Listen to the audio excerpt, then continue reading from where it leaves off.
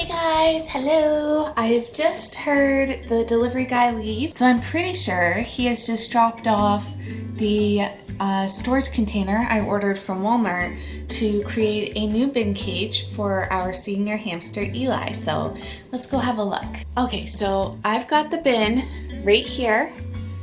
It is a Sterilite clear bin. I did make sure to get the one with the snap-on handles. So something that was really important to me when I was looking at bins was to get one with the little handle locks right there. Are you interested? There's nothing in there for you. There's nothing there. Hi. That's because I wanted to make sure that we had an extra locking feature on the bin since I do have cats. I do not think I will really need to worry about them sitting on top of the bin, but I just wanted to take that extra precaution and just had something that snapped the lid on as opposed to the lid just kind of sitting on top there. Sorry about the noise. My dogs have decided that is the perfect time to start running around. They've been napping all morning. So like I said, this is a Sterilite bin. It's 26.5 by 16.5. So I want to make it very clear that it's definitely not large enough to house a young, active hamster. I'd never keep a hamster full-time in this size bin. That is just not fair to them. I believe the standard now is 500 square inches, and the cage we have downstairs is about 960 square inches. But the problem is that Eli is now almost 3 years old. He's having some mobility issues. He's sleeping most of the time. So that cage has just become way too large for him. It makes me worried that he's having difficulty getting to the things that he needs in there, like his water dish, or that he'll get to the second level and hurt himself trying to get back down. We did try to section it off when our previous hamster showed signs of aging, and it wasn't very successful just with the way the cage is designed.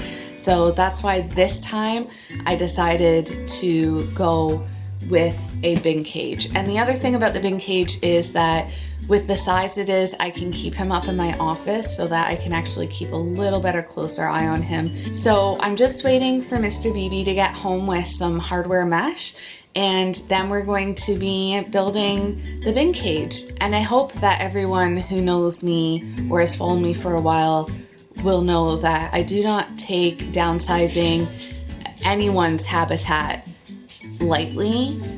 This has been a decision I have been going back and forth on the last couple of months as I've watched Eli kind of get a little frailer and slower, sleeping a lot more, not seeing him out very much anymore. It just, for his specific circumstance with his age, feels like it will be easier on him to get to all the necessities he needs. These dogs, I tell ya. So yes, it took a lot of thought for me to decide to downgrade his cage size. And I just wanted to make that very clear because, as you will see from watching my other videos, an enclosure with adequate space is something that I really value. I think it's so important for your animal's well-being and enrichment and just their life. The fact that I'm downsizing is purely out of my concern for him. And of course, I do hope I have a lot more time with him too. So we just want to keep Eli as comfortable and cozy as possible while he's still with us. So we've actually built a couple bin cages in the past, way back in the day when I recognized that habit trails were not large enough, but there wasn't really the resources available to find alternatives on the internet like there are today. I came up with the idea of attaching one of our first hamsters' habit trails to a large bin cage in the bottom. And just like back then, I decided to keep this very basic. I've seen a lot of different methods used for attaching hardware mesh and making them a little fancier, and to be very honest, hardware mesh and zip ties work just fine for me, so that's what we're gonna do here. So we just used a marker to draw out where we wanted to make our cuts. We measured out a rectangle that was 11.5 inches long by 8.5 inches wide. And this should provide more than enough ventilation for Eli. I also didn't want to make the rectangle too big because I didn't want to weaken the sides of the lid.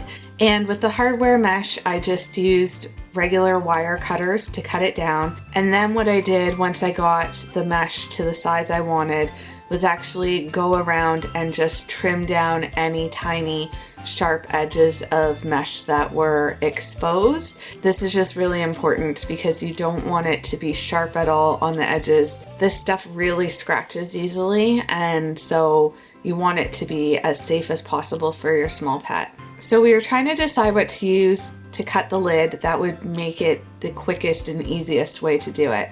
So we ended up starting with a box cutter and a ruler, and as we would go along our markings, we would put some pressure on the box cutter so that it was making the indentation to slowly cut through the plastic. And then I remembered we had a plexiglass cutting tool that we used ages ago when we were making one of our mini versions of our piggy cage.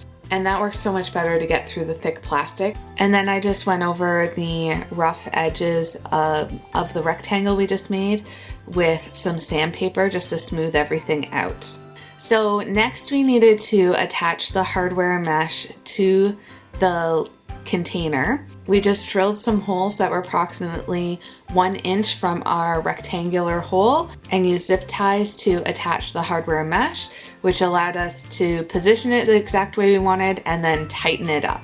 And again, because I was a little worried about our cats and whether or not they might sit on top of this cage, we drilled 4 holes along the length of the rectangle and then 1 hole on each of the shorter sides of the rectangle. So that gave us 10 spots where we've anchored the hardware mesh to the lid of the bin cage using zip ties. So over the years of hamster owning, I have accumulated quite a few tubes and Habitrail ovo pieces and stuff like that. So tubes do not equal floor space for your hamster, but what I wanted to do was give Eli as much floor space as I could while still being safe. So what we also did was took a circular drill bit my husband had that fits a tube perfectly and drilled a circular hole in each of the short ends of the bin cage.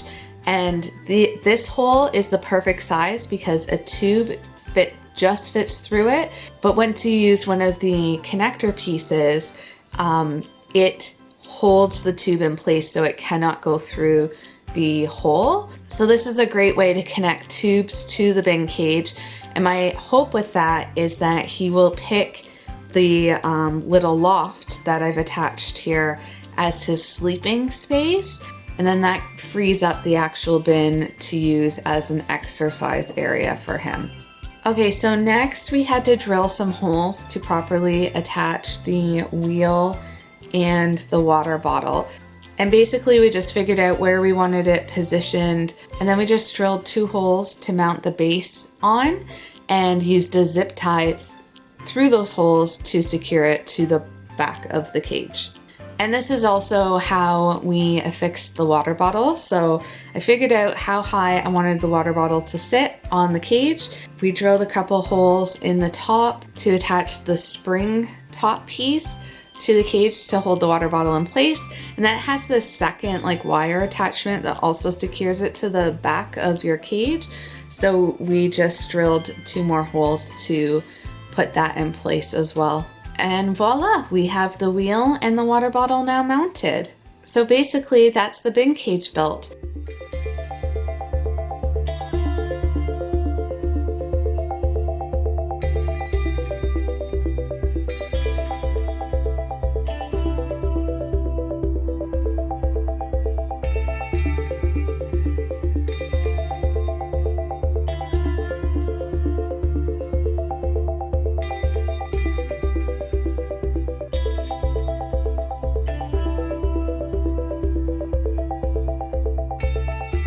Okay, so it's actually been a couple of weeks now, and I was really nervous about what I was gonna think about having Eli in this bin cage. It's the first time that I've ever made the decision to downsize one of my pet's spaces.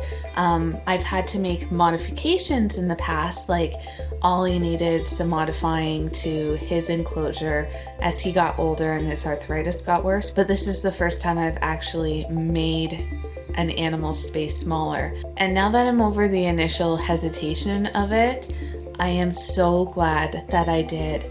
It's been really, really nice because even if Eli stays in his tubes most of the night, where he's just going between his potty area, his sleeping area, and where he keeps his food, I am able to see his movement a little better, especially having him in my office where I'm often working in the evenings anyways. So the area is still large enough that he has his necessities like his water, his wheel, and some space to walk around and explore a little bit, but I tried to keep it really safe and simple so that other than a couple little wooden log bits and a little willow tunnel that I've buried under his shavings, there's nothing that he can climb up on and potentially fall off and hurt himself, because he is getting a little wobbly now. His water bottle is right beside his wheel, which is also very close to where one of the tunnel holes are, so there's not far distance for him to get to his water bottle. I might add a second water bottle on the other end, just if I find that he seems to be having trouble getting to his water, but so far I haven't noticed any issues like that. So I definitely think this was the right call for him. I'm really happy with how this pen turned out. As far as my concern with the cats, I have caught Callie on the top of the cage a couple times, so I'm really glad that I went with the snap lock lid, and also that we made the mesh oversized and secured it in so many different places, because even when she sits on it, it barely bends. But yeah, overall I'm really happy with how it turned out. I'm really happy to see Eli a little more. Anyways guys, I hope that you enjoyed watching this video and seeing our adorable Eli. We just love this little guy. He is such a sweetheart. And thanks for watching. Bye!